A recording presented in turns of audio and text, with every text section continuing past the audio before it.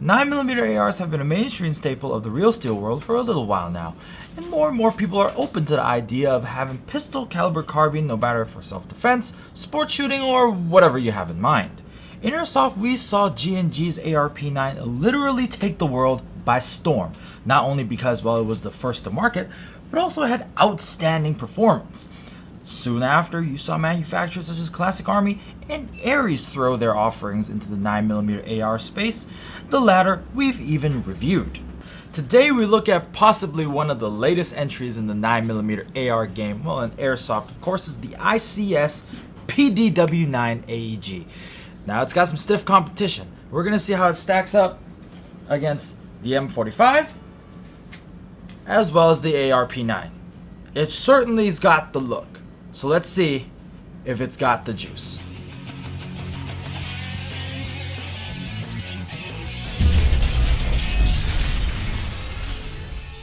The ICS PDW9 is part of ICS's latest AEG lineup, and on paper, it seems to offer a lot of really cool functions, but more on that later. Let's take a little time to just appreciate how it looks. Compared to some of its other competition, the PDW9 looks great, and the first thing that really drew my eye is this really nice looking receiver set. It looks almost as if it's billet style. Look at all the lines and contours on it. Really does stand out very nicely. The rail is an M-LOK rail system with an elongated front end here, really gives it an aggressive looking design. Personally, I like flush style rails, but that's just my 2 cents. You can remove the front sight here and expose more Picatinny up front here for the mounting of lasers if you want, or different lights, whatever you want. Now, under the rail is a suppressor that fits snugly right here at the front end, and it looks really high speed. Just makes you want to go pew pew. Like the ARP9 and the M45, the PDW9 has a retractable stock, but Ares does have an option for you to put a fixed stock on their M45, a little bit more traditional style. I'm not really too big of a fan of this kind of stock. I mean, it's not bad, but it's just not my thing. I prefer traditional stocks a little bit more. They extend better and they allow you to cheek a little bit better. But the main thing that I'm interested to see is how does this battery compartment fare against both of the other ones. Each of these guns have their own 9mm magazines, but none of them are compatible. So take that as you may. Each of the guns have pros and cons, starting with the ARP9. It comes at a low price and, my god, blazing hot performance. Some of the best trigger responses I've ever shot on an AEG. But then again, polymer upper lower and receiver. Some people like it, some people don't. It could be a potential drawback. Then on the other side of the spectrum, you have the Ares M45. Now the M45X version, you can really just configure it to your heart's content. You can change out the front end, much like the GNP Transformer style. It's got a wealth of accessories for you to customize it from here to Kingdom Come. The one that we have today, I don't know why, this is an airsoft gun, even comes with a pistol brace stabilizer. However, internally it is still using an older Ares EFCS, making the trigger response not as good as the ARP9. Now, let's talk about the PDW9. Internally, the PDW9 features a programmable gearbox that allows you to change it between modes such as semi and burst. Not only that, it also has a self-diagnostic system that can give you a better idea of what's working or not working with your gun. These are great electronics to be had with any gun, especially one you can have right out of the box. Another interesting feature is this gun has a split gearbox. Now this allows you to swap out the complete upper portion of the gearbox and put something totally different in. Much like what you would see like in a Systema PDW, how you would swap out the different cylinders. It's pretty cool. Now with all the cool electronics and smart design, it's a lot going for this gun. But I know what some of y'all thinking. You said cons. So what are cons at? I know some of you are about to type in the comment section, yo man, what are the cons? And I'm going to tell you it's con.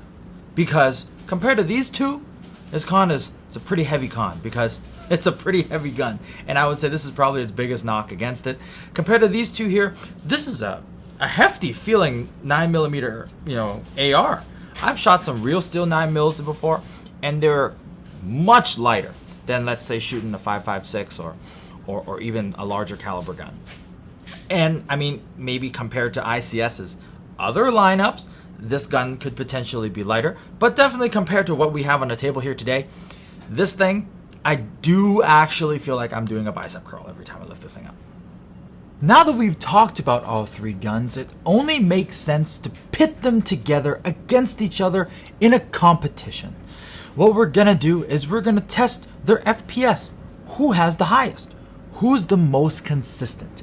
And then we're also gonna test their rate of fire. Who shoots the fastest, as well as who's the most accurate of them all. So less talking, let's go do this. First up, the PDW9. I'm using an 11.1 LiPo and 0.2 gram BBs.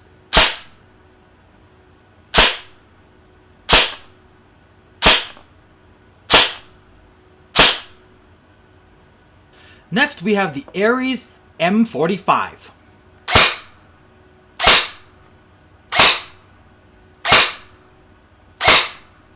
Now for the G&G ARP9.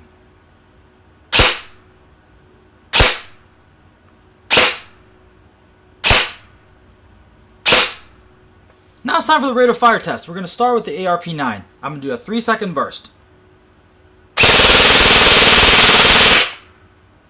Blazing hot. Now to the M45.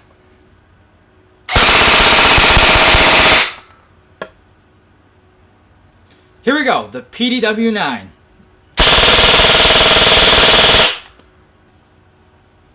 So now we're going to do an accuracy test. I'm going to start off with the M45. We have a target down range. I've marked each target with the corresponding gun. I'm going to take 10 shots. Let's see how she feels.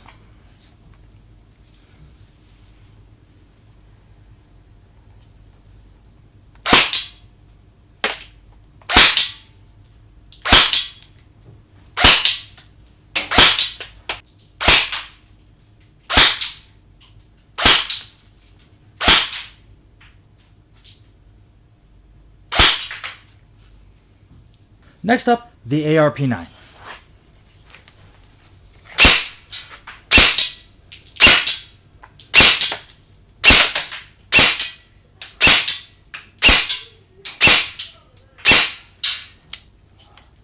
All right, time for the PDW9.